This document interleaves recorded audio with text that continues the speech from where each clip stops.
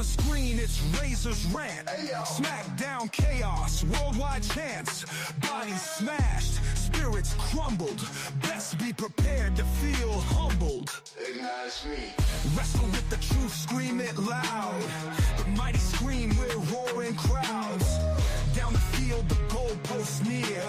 Pods and mics, the vision is clear. It's a brawl, it's a fight. Tune in tight. Razor's Rants, our spotlight. Classic fights to classic jams. Wealth of sports surrounds this fighting land. What? Hearts on sleeves, blood runs hot. Home runs, tackles, kill shot. Wrangling the stories, raw and mean. Pillar to post, coast to coast, living this dream. Let me in. The new age scene, acknowledge me.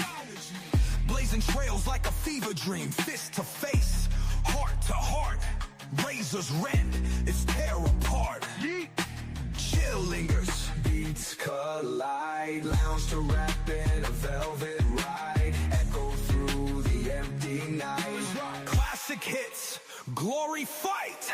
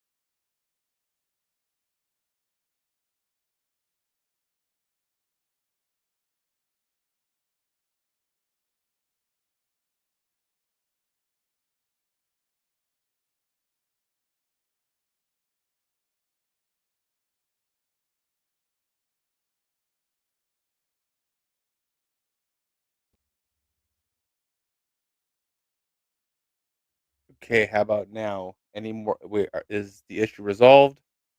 It's showing on my end. Again, folks, I do apologize for the technical difficulties. This program isn't the most reliable at times. Sometimes it does glitch out. Again, I do apologize. But again, if we do have audio now, give me a heads up.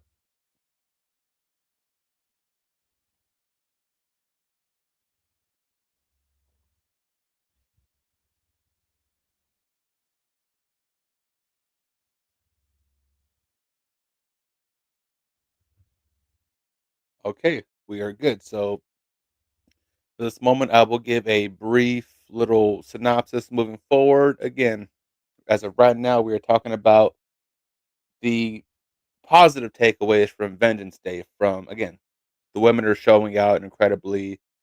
Um, but again, let me start back from the beginning. Is Jey Uso and Gunther a main event? As of right now, I'm leaning towards a big fat. I don't know. Would I like it to be? Absolutely. Is it? We shall see. Um, again, I would like it to be, but they are pigeonholing themselves very aggressively. We saw this with Daniel Bryan years ago. We've seen this with Kofi Mania. They are banking a lot on the fans to ride this out through good or bad. For those that remember, there was nearly a revolt after WrestleMania 39. If you guys recall that image of Cody next to a rubber chicken, you heard me correctly. Someone in Los Angeles threw a rubber chicken and it landed ironically inches away from Cody. And there was a image of said chicken with Roman Reigns in the background. And that started one hell of a movement that The Rock dubbed the Cody Crybabies. I'm not saying they're going to go that route with Jey Uso, but if he doesn't win this one, again, with how SmackDown went down last night, a lot of it screamed to me old Vince McMahon. It's not a good sign. Again, with how the show went down, with how Chamber is being presented, they're taking a very safe and cautious approach to it, which I get it. I just don't agree with it because, again, from the men's chamber side, it screams that it's going to be either Punk or Cena, which is fine, but the other part is involved. Unless something crazy happens, this seems like a very tame elimination chamber in 2 weeks' time. I'm sure there'll be moments in there. I'm sure Logan Paul is going to create some viral clips in the match. Punk, Cena, and Rollins are going to have their moments to where the crowd's going to be at odds with each other. That's all fine and dandy. Um, the inclusion of Damian Priest, again, talented man, not mad at it, but when you could have had a chance to incorporate a Jacob Fatu, that would have changed an entire dynamic. One, because the way he's been humanized in recent months, doesn't have to win, would have made one hell of an impression, but you could have still had him in the match. Now, the stuff with Solo Sokoa is going to be very interesting because that seems like it could be a Mania match down the road. It could be something great, but again, I mean, we'll see what happens with that. But that matchup better be substantially better to make up for the fact that we could have had Jacob in this chamber match because Toronto would have been losing their minds to, no pun intended, put the werewolf back in the box. If you know, you know. But again, onto the women's side, where we have a returning Charlotte Flair, officially challenging Tiffany Stratton in hands down the most anticlimactic manner I've ever seen in my damn life. If you haven't seen the clip, she comes out. There's still a chair in the ring from the previous match, from her getting the dog piss beat out of her. Charlotte's doing the old wake up, time to get ready for school, wakey wakey, eggs and bakey, and then I choose you and leaves.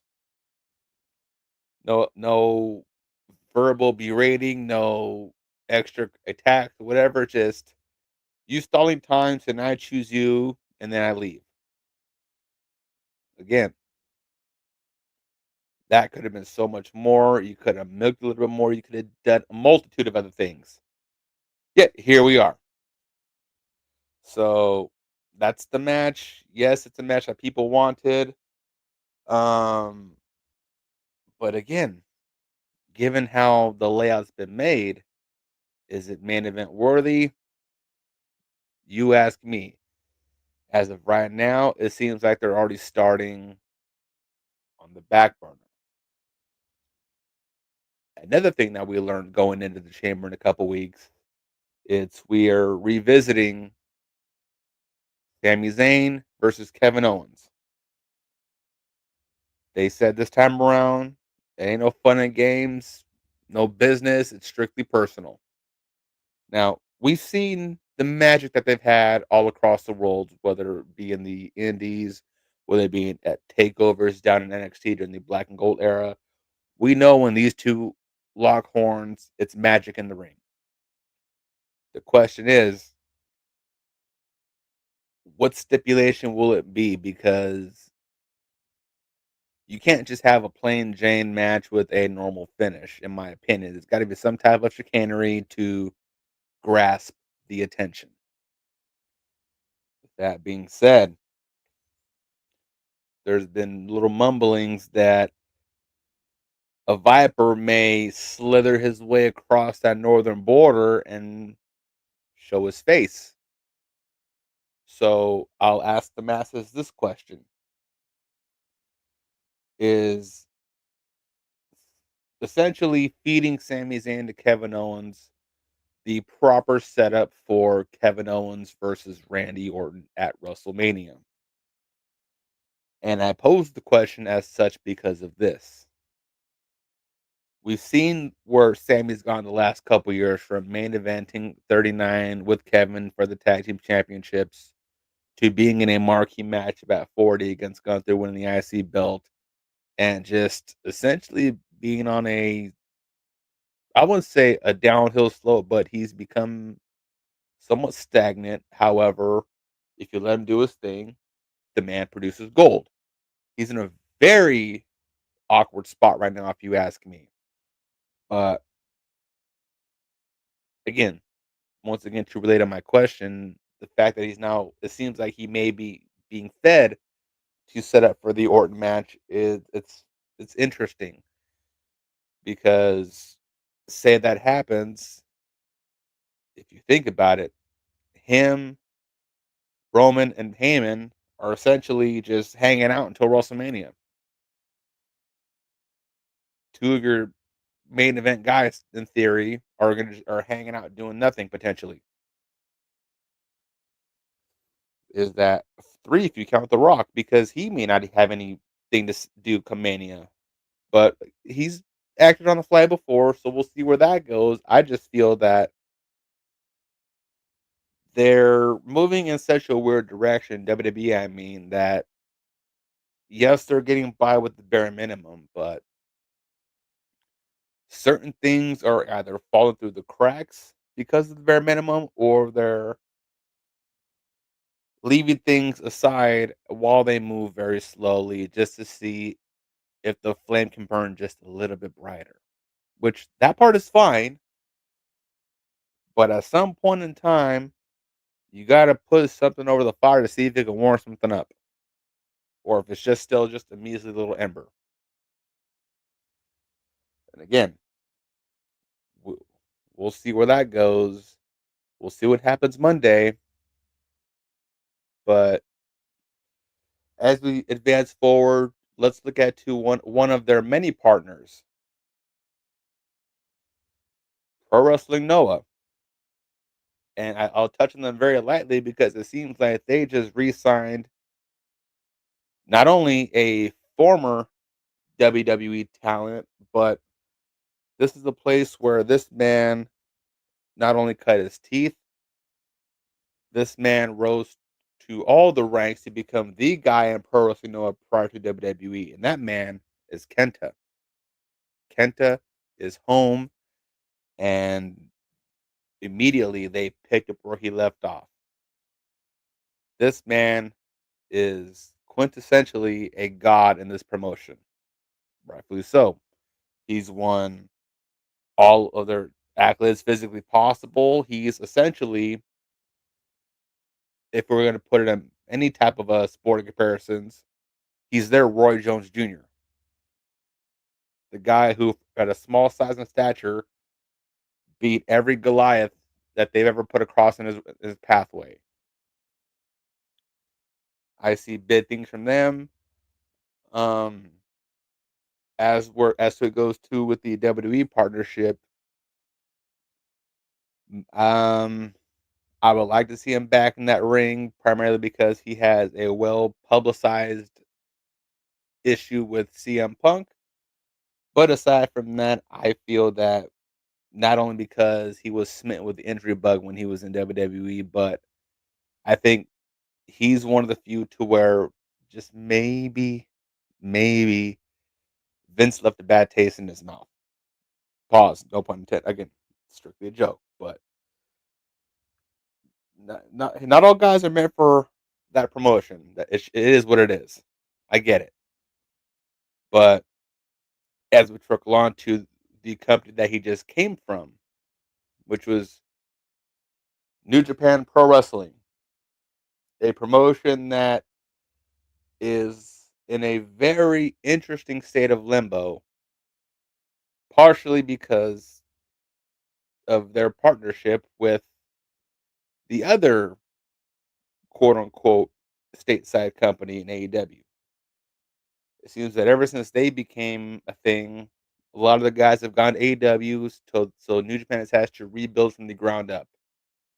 And if you guys saw this past Wrestle Kingdom, it showed that a lot of guys are missed there. It also shows that not everybody is on board with this partnership, i.e., the Chris Charlton situation that we got from Wrestle Kingdom. Now, I find it interesting to where when the talent are cutting promos about AEW's quote unquote front office, everything's fine. But when your head commentator cuts a line, suddenly it's a problem. Not a good look. Regardless of how he feels about you guys, again, that's not a very good look. You can't pick and choose who gets to make fun of you, Tony. If that were the case, then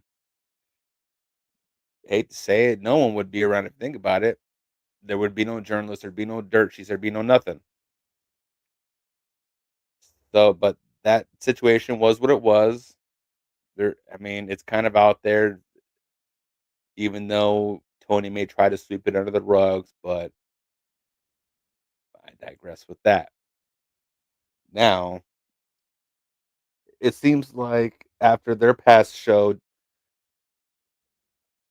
from the Destruction Tour, we now have a new heavyweight champion, Hiroki Goto, a close friend and confidant of the president of New Japan, Hiroshi Tanahashi, who unironically is good friends with the EVPs of All Elite Wrestling, the Young Bucks. And is he still an EVP? But Kenny Omega, as well as Kazuchika Okada. So again, could be reading too much into it, but it seems like there is a certain click forming that on both shows it's one of those my way or the highway. Several talent have expressed their displeasure over it. Others have just sat beside and said, "Well, as long as I'm still getting paid, who cares?" So that's definitely been something that we've kept a close eye on because ultimately we want all parties to succeed. But again, the dog eat dog world. So again, we'll see where that goes. But again, back to the positives. Recently, New Japan announced their pool for the upcoming spring tournament, the New Japan Cup, which will begin March the 7th. And we will have two matches kicking it off, culminating to the finals on March the 20th. Now, the whole bracket's out there, but I'll read over some marquee matchups for round one that I thought were very interesting. We're getting Yuya Uemura versus a David Finlay. We're getting Rohei Oiwa versus a Chase Owens. We're getting a match that oh no, yeah, we're also getting Gabe Kidd versus Ren Narita. I'm highlighting this matchup because it seems that House of Torture has excommunicated the War Dogs. So we'll see if that leads to anything particular. We'll see if that leads into maybe some other G1 shenanigans further down into the summer. But that match is definitely going to be one of the key matches of the whole tournament. As we go on to the other side of the bracket, you have EOP and Great Khan, Tetsuya Naito versus Callum Newman, Tomohiro Ishii versus Drilla Maloney, formerly of the junior tag division. That match I'm very much excited for because Ishii, again, legend of the game, but Drilla Maloney back in the heavyweight division. This man is one strong son bitch, as physical as they come. Another guy that maybe his short tenure in WWE might have left a bad taste in his mouth, but he has not looked back since. And rounding out that bracket is a matchup that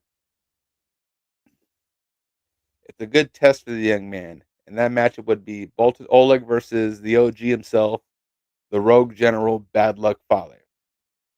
Now, Bolton Oleg, another man strong as an ox, had a very, very strong outing competing for the Never Openweight Championship.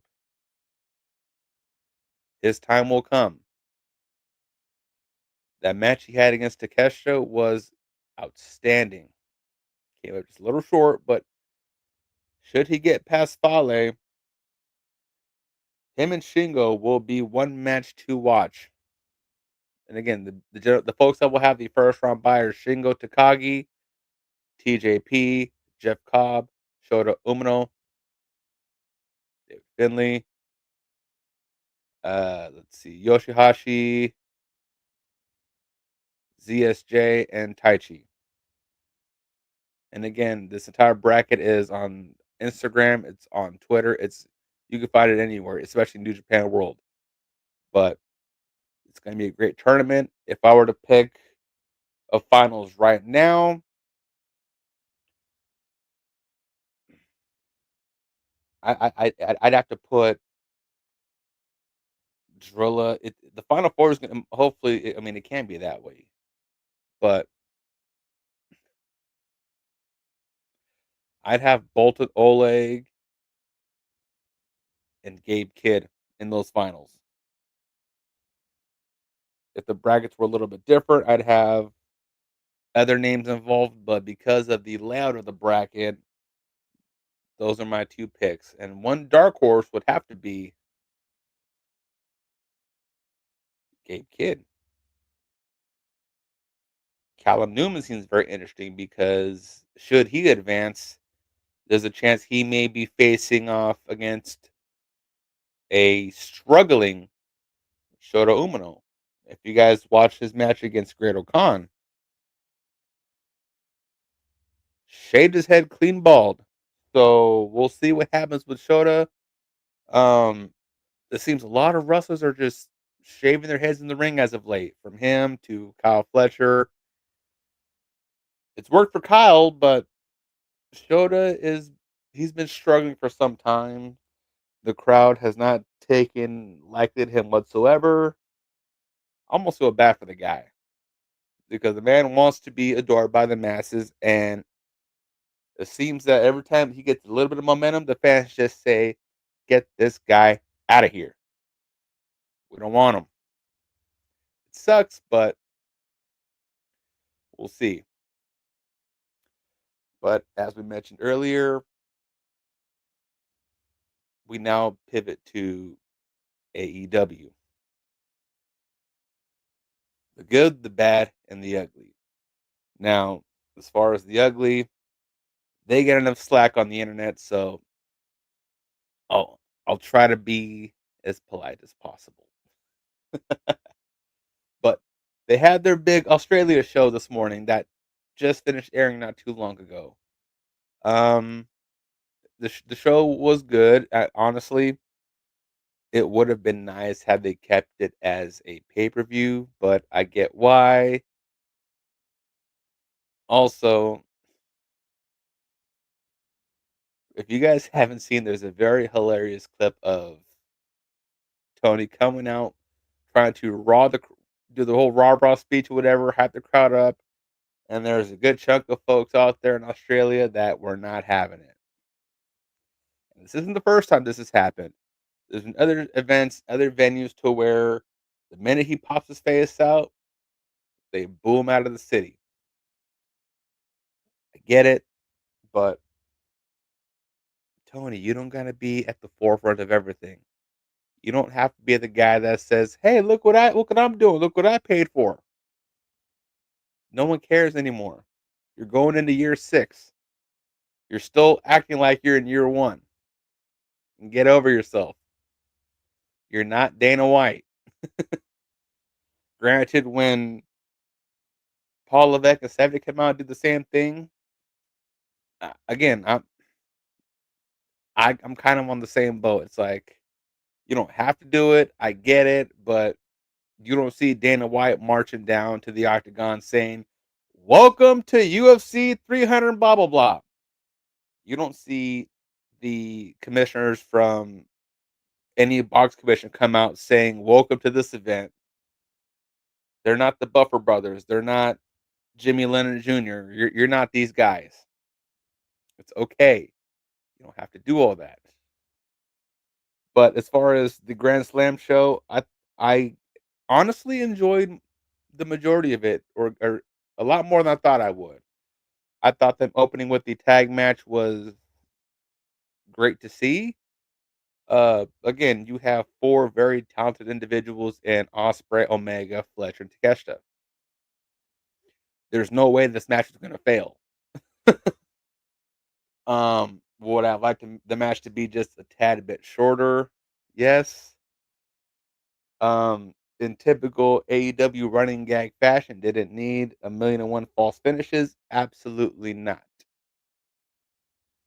Um, what I did find interesting was Takesha taking the pin over Kyle Fletcher. Now that could be setting something up for another. Well, again, as they announced, we're getting Osprey and Fletcher in a cage match coming up soon, and we're getting Omega and Takesha running it back. Again, 2 solid matches. If this was set up those 2 matches, I again, AEW moves very fast. They like to cram 3 to 6 weeks worth of programming and storytelling into 1 week. So take that with a grain of salt. But that match was fine. Um, another a couple points I thought were interesting were the women's matches. I'll start with the positives first. Mariah May and and Tony Storm. Those 2 have incredible chemistry. Uh, I'll get to Tony's part here in a second, but I honestly thought the victors from these matches were going to rotate. I kind of was hoping for a Harley Cameron victory. and a Mariah May retention. Um, I feel that Tony necessarily didn't have to win, but a part of me feels like it's a minor testament over the state of AEW currently. Because in their minds, the two big stars are Tony Storm and Mercedes. And again, with Mercedes, very polarizing individual as of late. Very. Um, that's a store for a different day, but I felt like this would have been the perfect time to give Harley Cameron a moment in Australia. And also, has Mercedes taken a loss since she signed with WWE or AEW? Excuse me. I don't think she's eaten a pinfall yet, which is fascinating because she's been carried by the majority of her opponents. But again, I'll play nice with them. But again, they're just in a very very weird spot. And then let's not to mention the other tag team match featuring the Death Riders and Cope and Switchblade. Now, Cope, whether it's Edge, Adam Copeland, Cope, but call him whatever you want, Sexton Hardcastle, whatever. Anytime when I get to hear Metalingus, I'm the same way that crowd was. I'm that same way. The second you hear, you think you know me. You just gotta sit back and just take in the moment. That I will never take that away from Copeland because again, he's earned that, and much like say Orton, and other guys here in WWE, certain folks have earned the right to just when they come out, whether for good, bad, or indifferent, they just earn the right to just be appreciated because of their previous accomplishments. So again, Copeland and the crowd singing Metalingus, I loved it. Like, how can you not love it? But that matchup was again, I don't know what to make of it. Yes, AEW has Revolution in Los Angeles coming up soon with Copeland and Moxley competing for the championship. You also have Christian Cage as the number one contender with their rendition of Money in the Bank. Talk about a cluster. Let's see. You had Jay White get choked up by Jimmy Uda. You had Moxley choke out Copeland. Mind you, Marina Shafir has choked out both of them several times. It's a very weird thing that it seems like since Moxley put the plastic bag over Danielson months ago, this program has never really taken off. And it seems like the pilots have since abandoned ship. That's how far back they're going. It does nothing for nobody. If anything, it just takes the air out of the room. It's just like, okay. So will LA follow suit? We shall see. But again, aside from all that bullshit, AEW does have some high points. There's still hope for the Hurt Business, the Hurt Syndicate, whatever you want to talk about, what do you want to call them. Um, Hopefully they can salvage that tag team division. I mentioned Tony Storm earlier, four-time women's champion. It seems like they're hoping that she can salvage the entire women's division there. Will it work? We'll see. Am I hopeful? Of course, but again, that's they're old reliable, much like Mox is for the men's division. It's just how it's played out. And then you have the young group of Takeshita and Fletcher. Sky's the limit with both of them. All the talent, all these skill sets. If those two are your future guys, again, you have hope. Which leads me to the other side, in which now that Omega's back, we see his buddy, his pal, his confidant, his bestest friend, Kota Ibushi back in DDT. Is there a chance we see the Golden Lovers one final time? Again, time will tell. But as we move on past that, let's get onto some real meat and potatoes. During the technical difficulties, I stated that the start of February, from all sports, no matter where you turned, it was one headline after one headline after one headline after one headline. And as the Royal Rumble ended on the 1st of February, there was no bigger headline than Luka Doncic being traded to the Los Angeles Lakers. The trade that literally shook the sports landscape. Nobody saw this one coming. And I think since it's happened, we then saw Jimmy Butler go to Golden State. We also saw the likes of a De'Aaron Fox go to San Antonio. And there's other trades that went on, but I want to highlight those three specifically because the Western Conference, it seems like it's brewing to be as physical, as competitive as the East. So the East, yeah, you have Cleveland, you got your Bostons, you got the Knicks, but now you got San Antonio. You have San Antonio now has again they have Fox, but also have a Chris Paul and a Victor Wembanyama. You look at the Lakers and that duo of Bron and Luca. You now have a revitalized Golden State Warriors consisting of a Jimmy Butler, Draymond Green, Steph Curry. So business is about to pick up. Now, as to what happens in the playoffs post All Star break remains to be seen. But it seems like a lot's going to be going on this spring.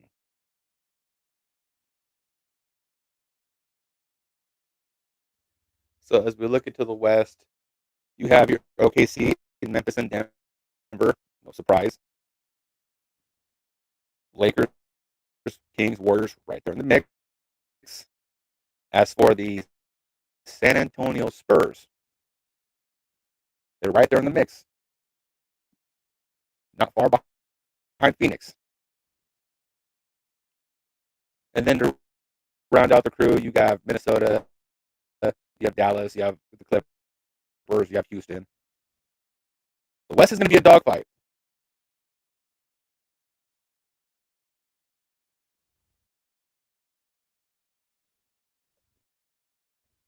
And again, the East is also large as well. So again, I mentioned the top three teams, as well as you have Indy, Milwaukee, Detroit, and then Orlando, Atlanta, and Miami. That seems much more lopsided than the West. Just by those names mentioned alone, you can kind of tell who's going to be where. But let's focus on the Kings for a moment because they've been on quite the teeter totter over the last few years. Now, once again, they've gone through another coaching change. Oh boy. And the Kings have won a lot of close games. They've lost a lot of close games. They've won big and lost big. And after this All Star break, immediately they get to face the three-headed monster of the Golden State Warriors. We'll see how that pans out. Not to mention, on March 7th, De'Aaron Fox will be in town with the Spurs.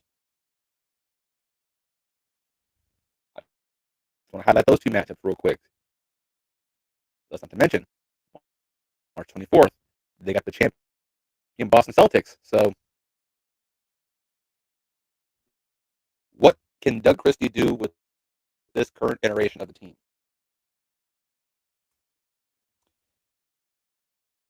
And If you ask me, it's one of those deals where if these guys can get the job done, great. But also it seems like with the departures of a Kevin Herter and De'Aaron Fox, it kind of looks like you kind of already blew up the team a little bit. So I'm very fascinated to see where they go from there. I'm again Doug Christie, Kings legend. I'm hopeful he can get the job done. Will he? Hmm. Again, I want to be hopeful, but then again, I've been hopeful for the last 20 plus years in this team. Speaking of hope, we are 1 week removed from arguably the biggest ass beating in Super Bowl history. CJ Garner Johnson with the meme of the decade, belt to ass, because that's what we saw all day long. Are we surprised by that outcome? Yes and no. Where I'm surprised is the fact that aside from a young Patrick Mahomes against a Tom Brady in which Brady got number 7, we haven't seen Mahomes take an ass beating this bad since then. Only difference now is this is against a guy you just beat 3 years ago. And they loaded up the team this year, ready. It Philly was in Super Bowl or bust. Not even or bust. It's we're either going to the Super Bowl or we're taking everybody else out, and we're just going to be waiting in the Super Bowl, waiting for whoever wins the AFC. This was an emphatic season by Philadelphia. It was a fun season to watch from Philadelphia, and I'm genuinely curious as to what becomes of Patrick Mahomes. Because again, we don't see him take many beatings, especially like this.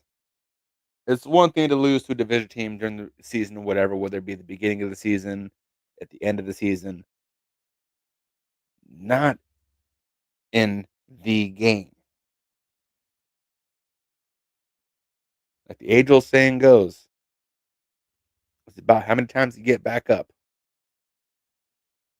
I'm not saying Patrick Mahomes is going to put on record setting numbers next season. However, if that fan base wants to resume the coveted GOAT talks, his ass better be back with a damn vengeance. If Travis Kelsey, if this was a swan song, uh-uh. If I'm Travis, I look in the mirror, I look at Taylor Swift, and I go, I can't go out like that. I need at least one more year. You saw the heartbreaking images of Chris Jones on his knees early in the game, mind you, sensing that something bad was going to happen. He he felt the writing on the wall, and that was a gut wrenching image. The minute he's on that chair, getting his neck like that, and him just dropping to his hands and knees. You hate to see it, especially from one of your franchise defensive players. But Andy Reid has been here before. From what I'm guessing, most everybody should be coming back. I'm hoping they can retain as many people as possible, but I expect Andy Reid to have Patrick Mahomes come out guns a blazing, or maybe I'm just blowing smoke. We'll see. But as for blowing smoke, we are on the cusp of probably one of the biggest free agency pulls we've seen in some time. From Debo Samuels requesting a trade, to the Jets telling Aaron Rodgers, essentially, your services are no longer needed. Thanks for coming by. Best of luck in your future endeavors. And there's a multitude of free agents that I will get to shortly, but let's look at those two guys for example. Debo Samuels has a very specific skill set, let's be honest.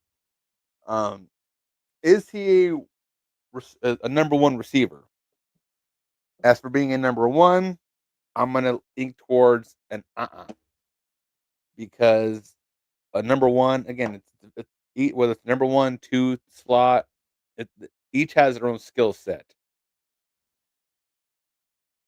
Debo, much like a Taysom Hill for New Orleans, he's a jack of all trades. You can put him anywhere if you need to produce something. So I think Debo trying to say he's a number one, allegedly, you're holding back against what you can really do. Granted, the money is not going to be as big, but get a Taysom Hill type contract. Say you get paid based on what position you're playing at that time. So that way you can get paid as a receiver, get paid as a running back. If they run a wildcat, you get some bids at quarterback, punt, kick return. Make yourself more versatile. And I can see one team that likely might make a play for him, but one team that honestly, if you talk about a Super Bowl or bust team, one team comes to mind in which they should make a play for Debo immediately, and that's the Baltimore Ravens. Can you imagine Lamar under center, Derrick Henry in the backfield, Debo on the slot?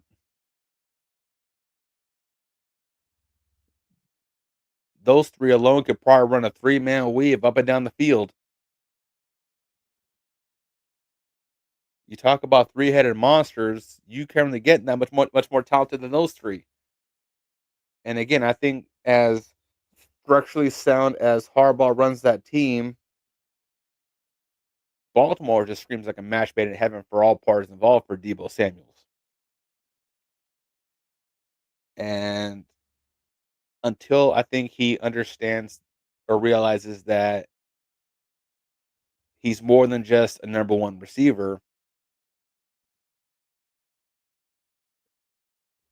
we'll see. Another team that I feel that might try to acquire his services would be the Miami Dolphins. Would that be a nice fit for him? Sure. Will they utilize the best out of him? I don't think so. Also, let's be honest, they are they're probably going to retain Tyreek Hill, and although him and Tyreek would be a decent pairing, they're still not really a deep ball threat. Yes, Tyreek is still Tyreek. Debo can be Debo when he's healthy, but still, it's like those two. I look at that pairing similar to a Cooper Cup and Puka Nacua with Los Angeles with the Rams. They can kill you inside the hash marks, and then they'll make you miss, and then it's off to the races. So another team that would be fun to watch them, I could see him maybe in with the Chargers. I could maybe see Debo in Denver. I can maybe see Debo in Vegas. But the question with Vegas is who's their quarterback? Which leads me to the loudly spoken enthusiast that is Aaron Rodgers. Could you guys imagine if Pete Carroll and Chip Kelly, now I'm not certain of their cap space, but if they can acquire Aaron Rodgers and a Debo Samuels with a Brock Bowers as tight end, wait a minute. That that might have Pat Mahomes shaking in his boots. Because think about it, look at the AFC West. You currently have Bo Nix and Sean Payton.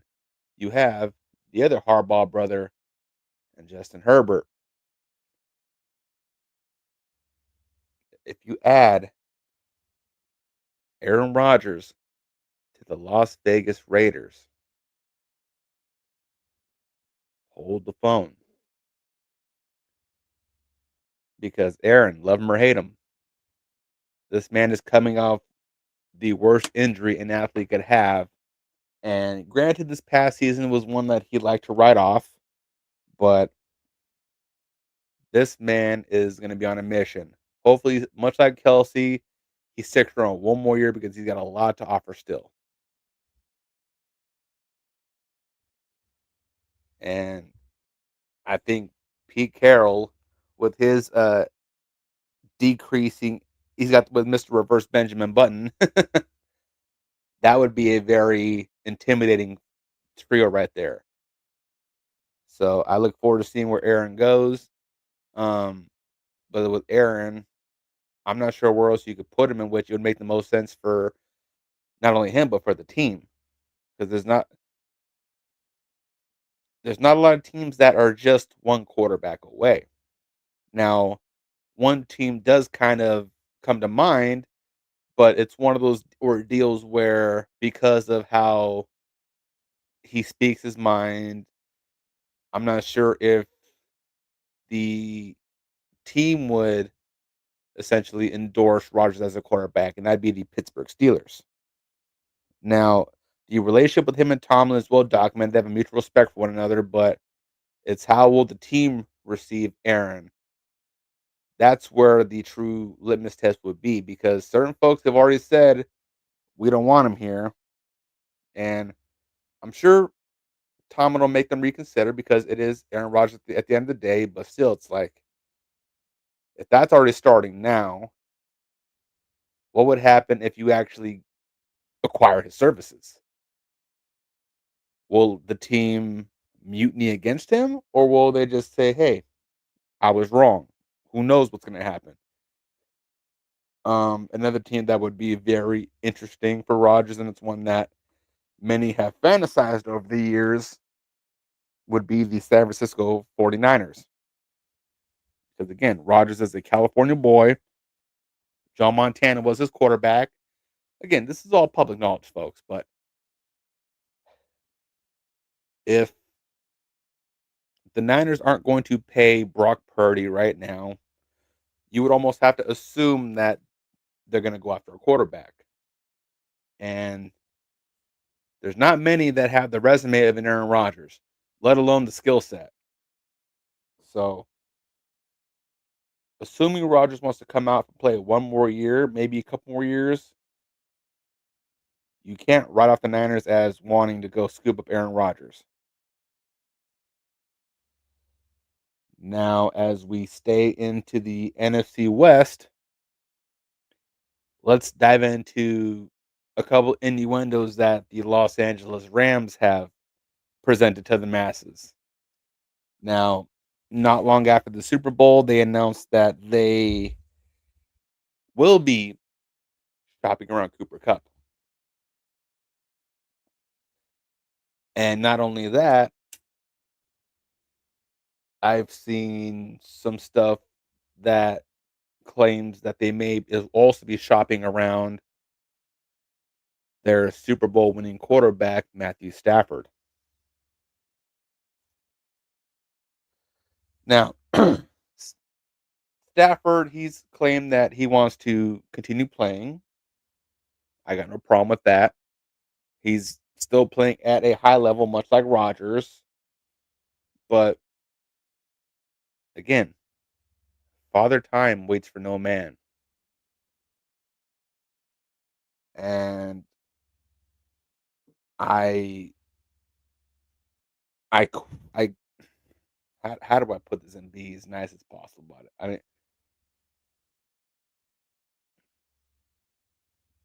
if if he is to go somewhere again, the Rams have to get greedy and get top tier talent, not just draft picks anymore. We have enough youth on the team. You need guys that can lead these kids to the promised land. One guy that if he's not going to be returning to Minnesota. Let's get Sam Darnold over here. Uh, what's going to happen with Stetson Bennett? What's to become of Jimmy Garoppolo? Now, I'm not the greatest fan of Garoppolo, but they've made a lot of questionable decisions regarding the quarterback position.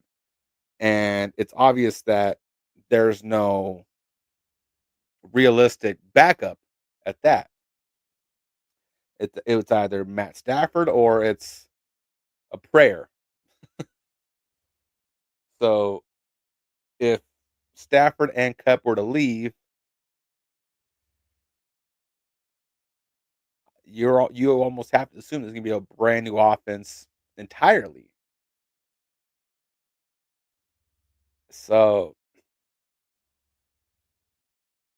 a lot's going to happen. A lot's going to have to happen. Whether it be some good stuff happening or some more bad, questionable bullshit, it remains to be seen.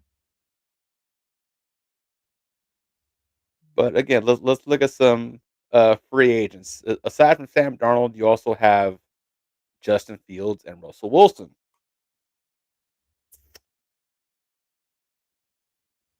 Two guys. I would assume Fields might be returning to Pittsburgh. If not, again, if not him or Russ, then what the hell are they doing? Are you going after Darnold? Are you going after Rodgers? What are we doing?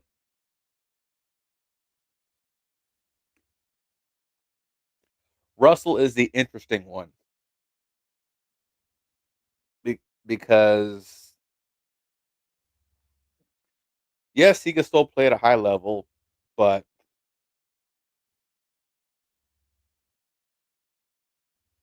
because of his history in the West, well, I think what I'm getting at is it seemed like the cold weather brought a fresh side out of him. So I think him staying in Pittsburgh would probably be the move. But again, either him or Fields, even Darnold, be happy to have either one of them.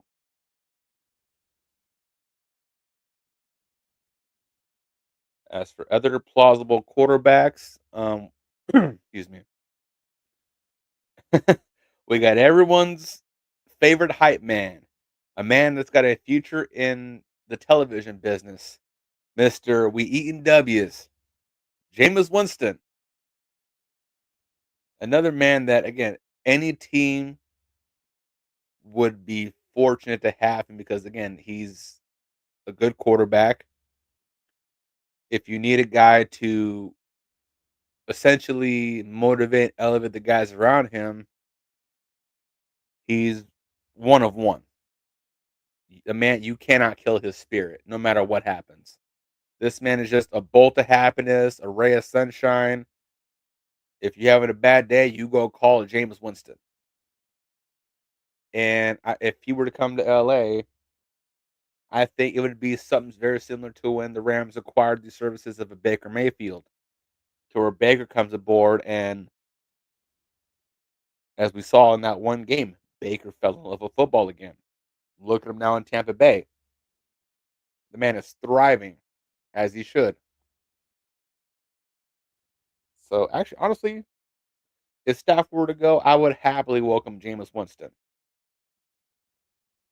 I would be curious to see that quarterback room of Jameis Winston and Stetson Bennett. But again, if Stetson is the future, let's make something happen. Or go out, make a trade with the Chargers, go get Max Duggan. If you guys don't know about Max Duggan,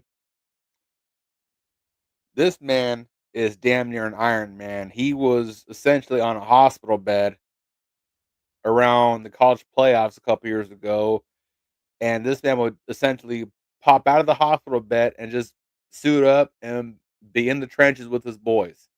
This man is an absolute unit. But again, so there's quarterbacks out there for the rounds, but who are they going to try to go after? We shall see.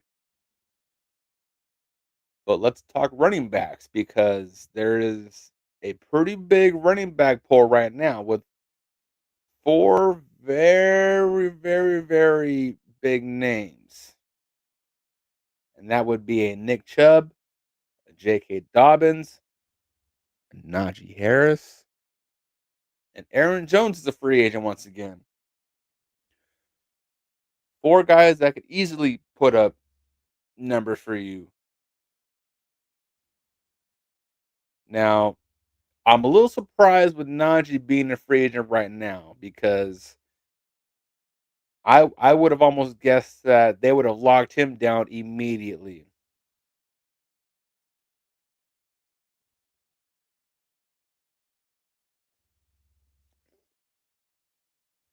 J.K. is another guy that, again, even with Chubb and Jones, they can eat apart a defense. They can break away for the big yards. You need Swiss Army knives, you got them right there. So whoever needs a running back, you got your pick of the litter. But again, I revert back to this. Again, I'm not certain of their cap space, but if the Raiders can reunite Aaron Jones and Aaron Rodgers along with the Debo Samuels, again, I do not put this past Pete Carroll in the slightest.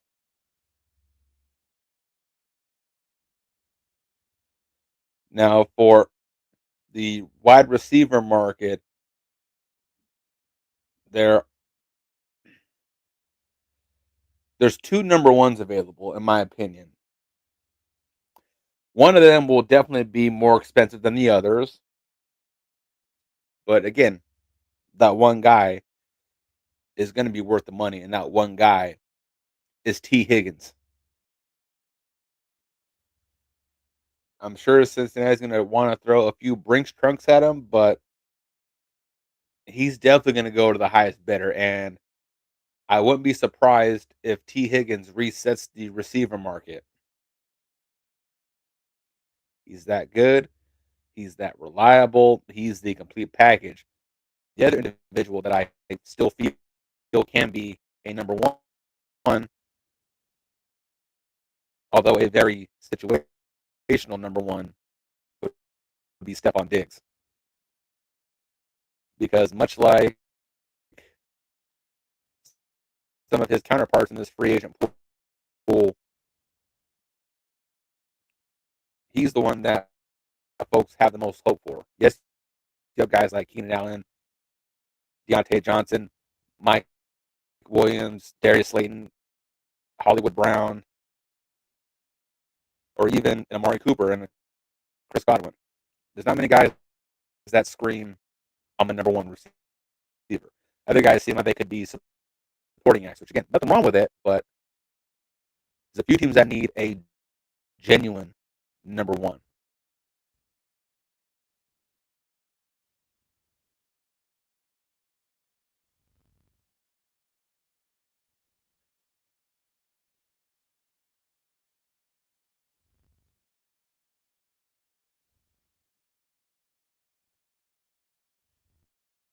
Again, like there's a lot of guys that are looking to amplify their defense.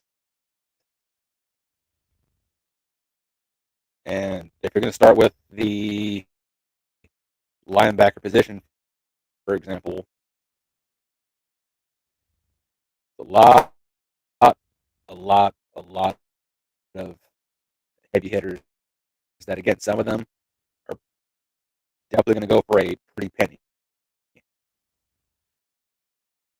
Four that I want to highlight right now would be Ernest Jones, Bobby Wagner, Nick Bolton, and Dre Greenlaw. Yes, they're not the youngest, but again, these guys are, they can be volume guys, they can be guys that could be leaders, individuals that are essentially the guys. If you want some genuine captains, some quality guys right here. And then the other individuals that are on the defensive side, like a Khalil Mack, Hassan Reddick. There's some major mercenaries that are up for grabs now. Another one, Chase Young, Demarcus Lawrence, Dante Fowler.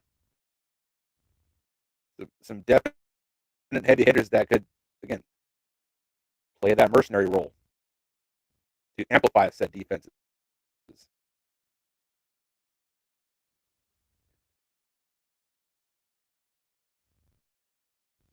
But one name that, again, I'm surprised that, again, another guy I'd be surprised if the Niners don't retain his services would be Hufanga, because it seems like the way his style of play essentially exemplifies that of a John Lynch, who, for those that may not know, was an incredible safety. You could play that man anywhere on defense, and it was going to be magic. So, again, and for him to hit that free agency pool, very questionable. Same with Travis Ward, although he struggled, but again, that's a very hybrid defense.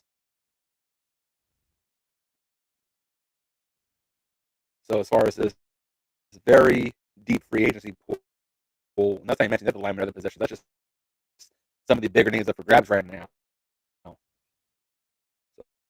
So when free agency opens, I'm going to be very curious as to see where all this pans out, because again, a lot of names, a lot of names.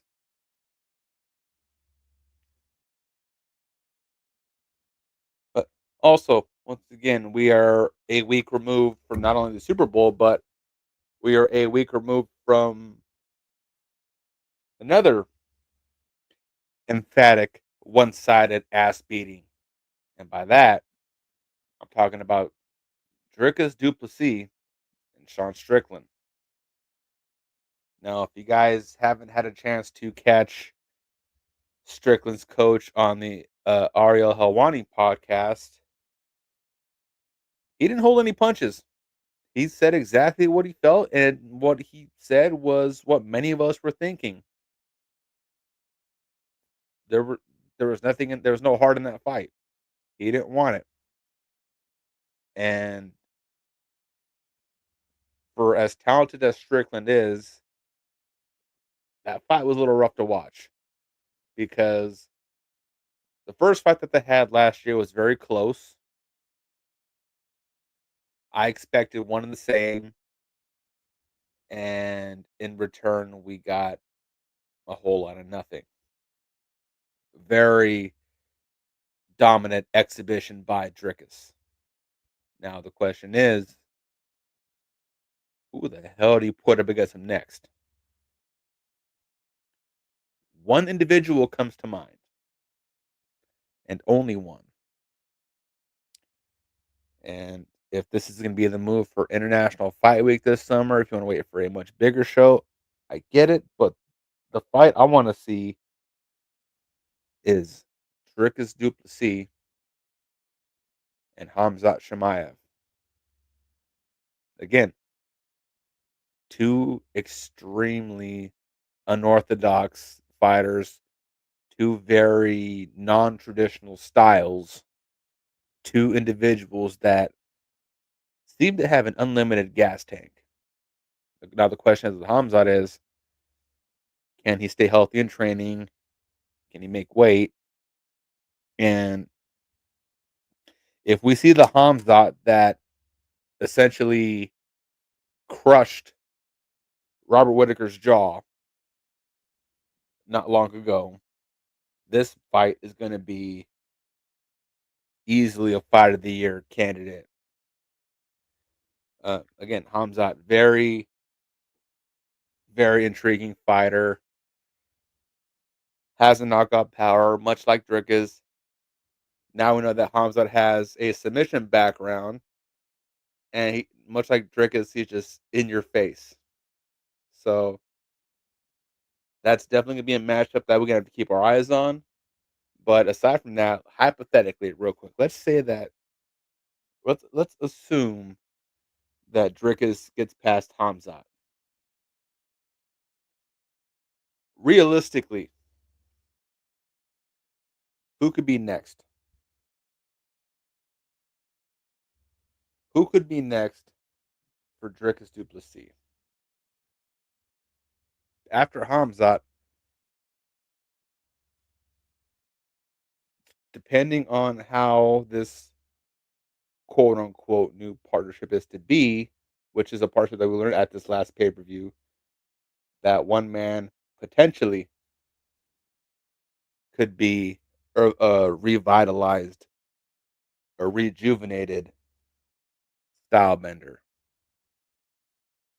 Because at this pay per view, we learned that now again we don't know the extent of this, but it's something that this seems like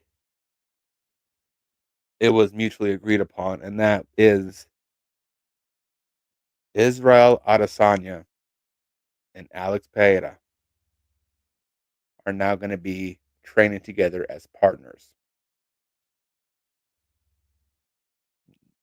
The essentially the mega powers of the UFC will now be working alongside together. Bitter rivals, potentially becoming the best of friends, close acquaintances, and if this is what Israel needs to get his mojo back, so to speak, this could make for a very dangerous Israel Adesanya to once again reconnect with that killer instinct that he once had. Holy shit, could you imagine? But again, this is going to be very fascinating to watch. I'm genuinely curious to see where this partnership takes both of them. Or maybe Izzy moves up to light heavyweight and Pereira moves up to heavyweight and takes out Aspinall to tries to get John Jones to get his attention. Because John wants to fight Pereira, which again I'm all for. He doesn't want to fight Aspinall, but if Pereira can take out Aspinall, wait a minute.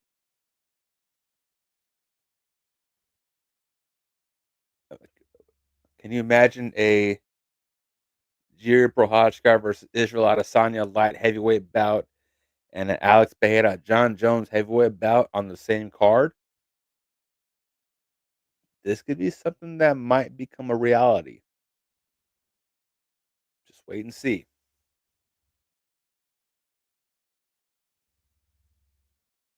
But again, also today we watched Jared Cannonier with a very emphatic and dominant performance. Shout out to him.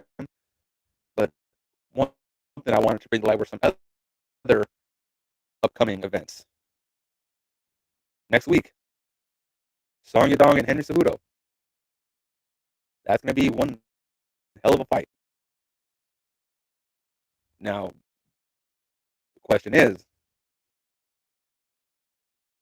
which side of Henry are we going to get?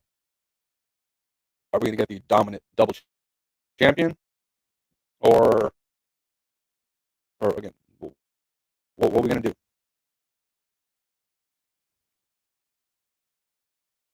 And then March 8th, Ankalaev and Pereira. How's that going to happen? But also on that same card, Dan Hooker and Justin Gaethje. Hide the women and children. That fight is going to be violent. Gaethje coming off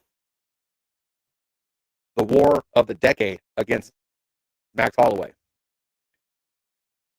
Back in gladiator form once again against Hangman Hooker. That is going to be one hell of a fight. I'm very much looking forward to that bout. Another fight I'm looking forward to, which will be later in the month of March.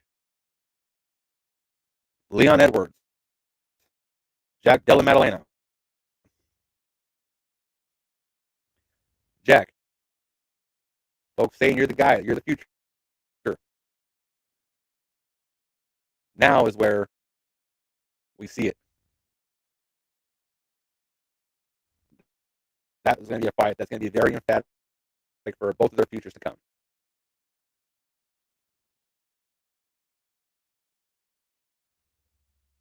And as we wind down for the evening, I would be remiss if we didn't dive into the openings of spring training.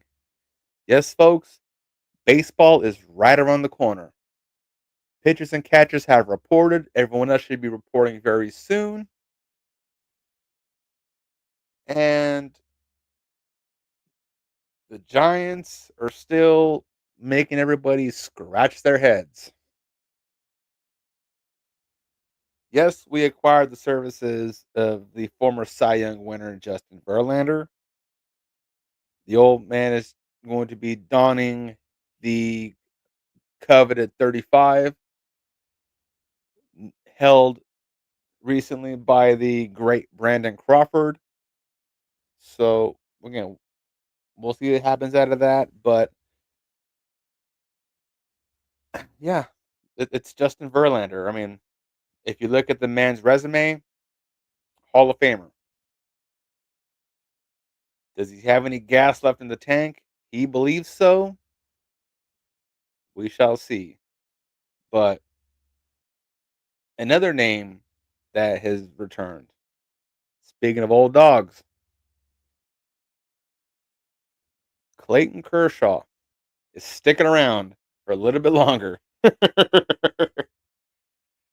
Now, again, love him or hate him, but Kershaw is one of those guys to where every time he takes the mound, you just gotta tip your hat to him. You don't know what side you're gonna see. He's either going to allow 6 runs in 2 innings or less, or we're gonna see Killer Clay. There is no in between. And for the Dodgers to have a very loaded pitching pool right now, they legit might have a 12-man rotation. And it pains me to say, but they are loaded at pitchers. So we'll see what happens there. But again, back to the Giants. There's a lot of questions surrounding at least the rotation because as of right now, yes, you can expect Verlander to be in there. We could expect Logan Webb to take reins as the ace once again. And then, like Manny, we want to see the progression of a Kyle Harrison. Where it gets interesting is the 4 and 5 spot. Folks are going to say it's going to be Jordan Hicks. Folks want to see more out of a Hayden Birdsong. Folks want to see more out of maybe a Robbie Ray. Should he return? Should you go after another pitcher?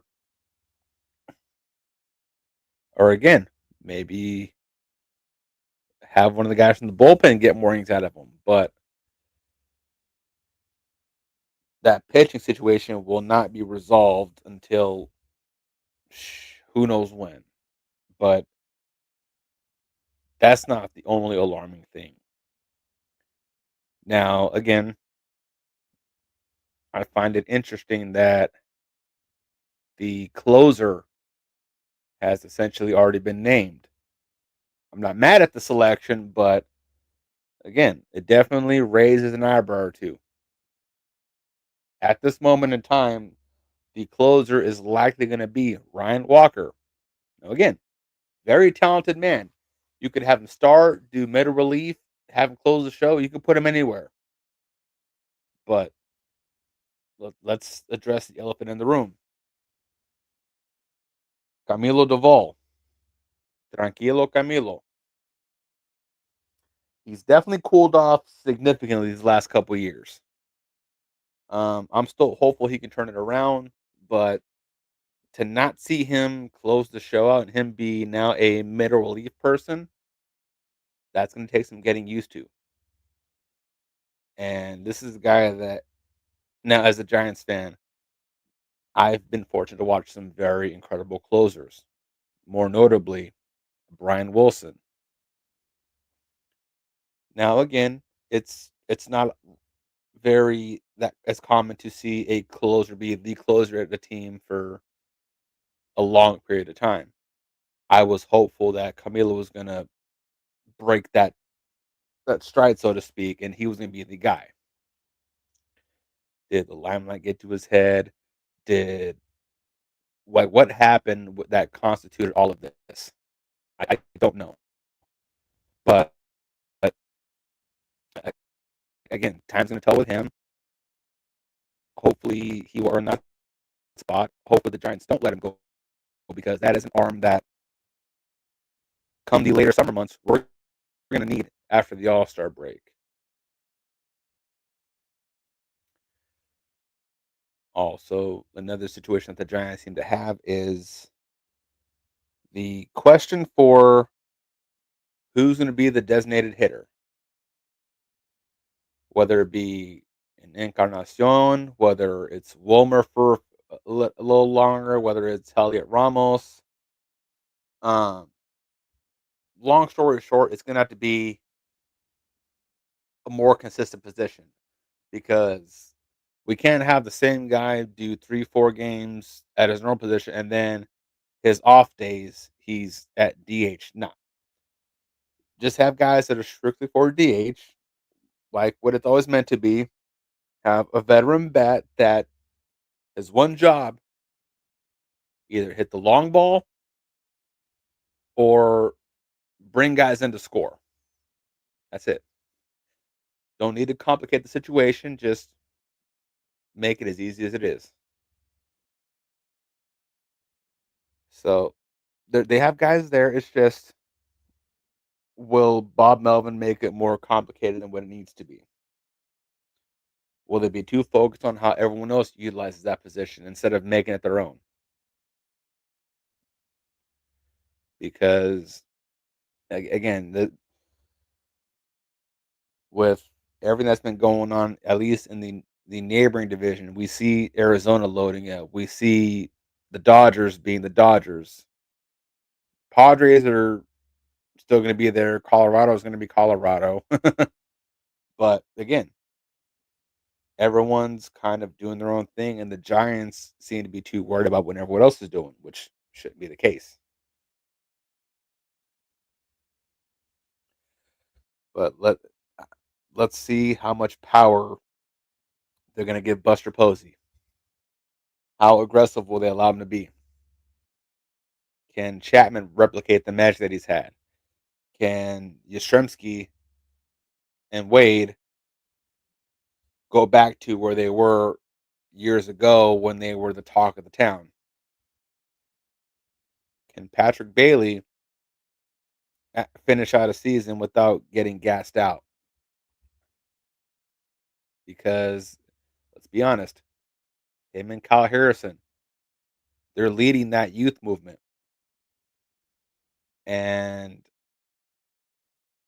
I'll be honest, the Giants letting Joey Bart go was probably one of the dumber things that the franchise has done in recent memory. Because one, you're letting go of a guy that can be a quality catcher once he gets adequate reps in. But also, again, you could have easily had Bailey and Bart just split duties. That way, both of them are fresh going into the later months of the season. So that way, they're again, if they both do 80 games, that's a hell of a lot easier on the body than a guy trying to go 120 to 150 games.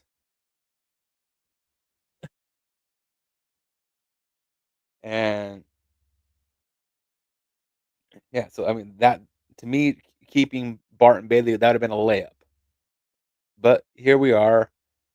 Hopefully they don't try to get another old dog to try to play catcher like they've done with Casali on several times in the past. But yeah, that's going to be an interesting one. But once again, just a quick summarize this program. We will be moving forward. We'll be dissecting anything that goes on during the 2 week spans in sports. If you guys have any tidbits you want me to uncover, you're welcome to send it to my DMs. I'm active on Twitter, Instagram, Twitch, YouTube. Just send the comments, like, share, subscribe. And until then, see you around. Goodbye, everyone.